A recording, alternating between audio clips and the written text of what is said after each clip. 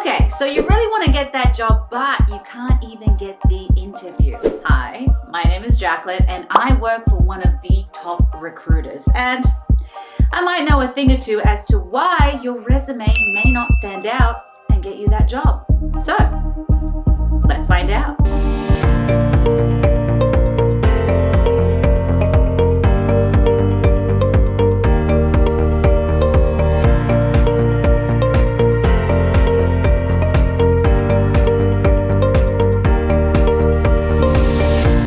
When writing a resume, it's really important that you pay attention to detail. Your resume is the first thing that your employer, a recruiter, or a hiring manager sees. So you obviously want to make a great impression, and above all, you want to catch their interest. So if there is a mistake on your resume, it could send the message that you haven't put enough time or effort into your application. Knowing what mistakes to avoid on your resume is key. And today, I'm gonna help you avoid these mistakes. Ultimately, I wanna help you put your best foot forward and of course, drastically increase your chances of getting that job. Number one, not tailoring your resume to each position. Okay, so you really want to avoid general resumes because you're actually missing a huge opportunity here. You see, you really want to show that you have actually taken the time to research the company and that you are really interested to work with that specific company.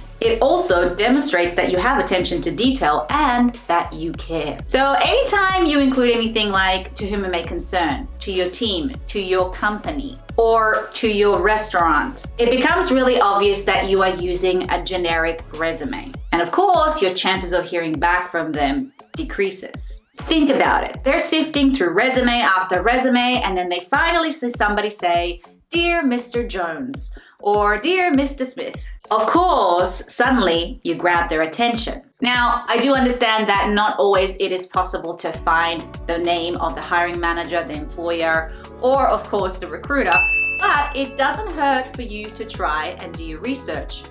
You never know. Number two, education section above experience section. When you write your resume, you always want to place the most relevant information at the top and then work your way down. Education is important, but experience is key. So whenever you write a resume, it's really important that you put yourself in the shoes of the person who is hiring you.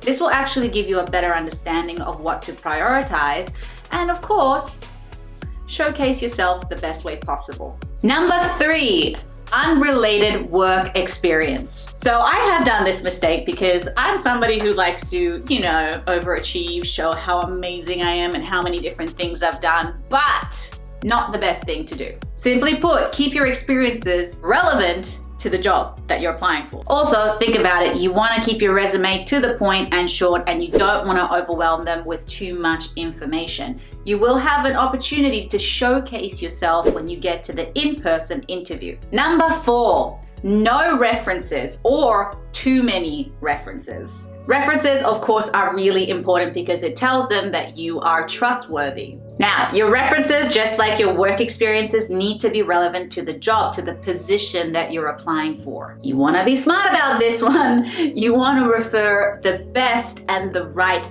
people, who of course will represent you the best way possible. So remember, more isn't always the best way to go. Quality over quantity.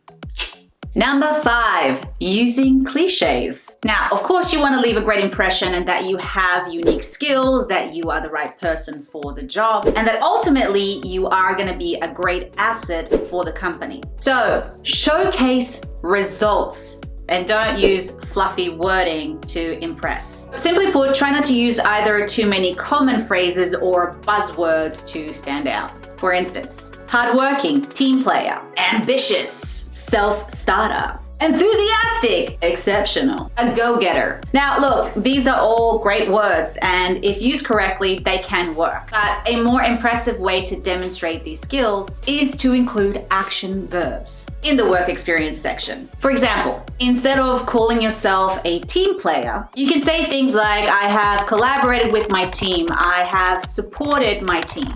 and then give facts, show numbers, show examples if you can. For instance, if you were a salesperson and since you joined the team, you increased the sales by 50%, that is something that you want to point out.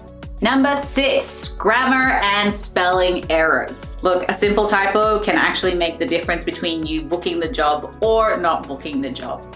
Now, we all do mistakes, but when it comes to something like your resume, you really need to pay attention and make these little things really important. At the end of the day, if there are spelling or grammar errors, it can actually showcase that you are a little careless, you don't pay attention to detail, and you're not really that concerned on how you present yourself. So if you're like me and you're a terrible speller, I highly recommend to get somebody else to double check it for you. Number 7, using unprofessional fonts. Okay, so it is okay to be a little creative when writing your resume, but remember, you are still applying for a job. So using unprofessional fonts can actually make it difficult for them to read it, and of course, it can come across as a little unprofessional. Obviously, depending on the position that you're applying for, you will have a little more creative opportunities, and others just keep it a little bit more simple.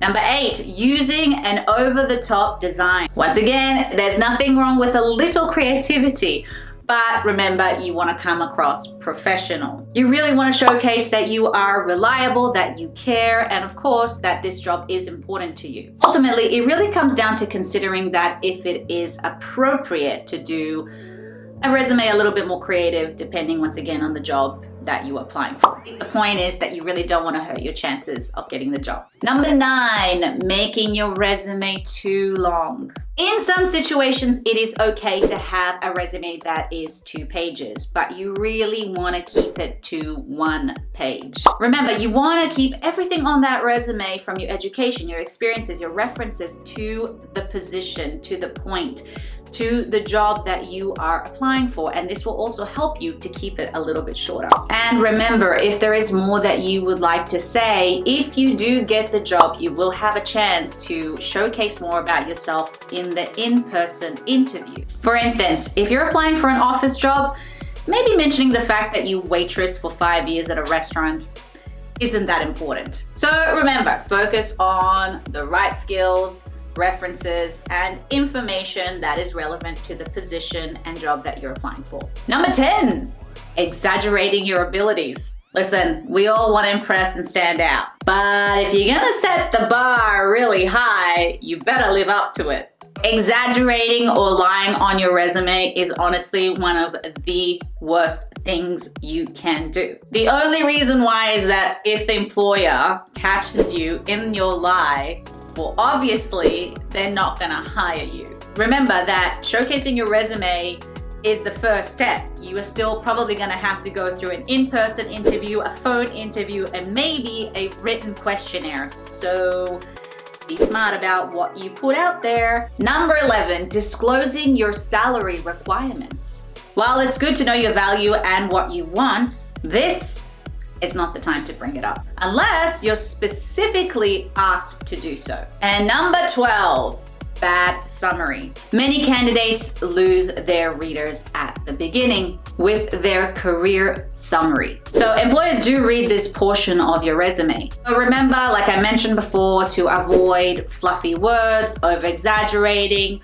or general language. Give the employers something specific, more relevant to the job, and of course, showcasing who you really are and what you offer. Focus on their needs as well as your own. Number 13, outdated or missing contact information. As obvious as this one is, of course, make sure that you have everything up to date. Sometimes we get so focused on the actual resume itself that we forget to update our contact information. Can you imagine that they actually loved your resume and they want to contact you and they can't reach you because you put the wrong information there?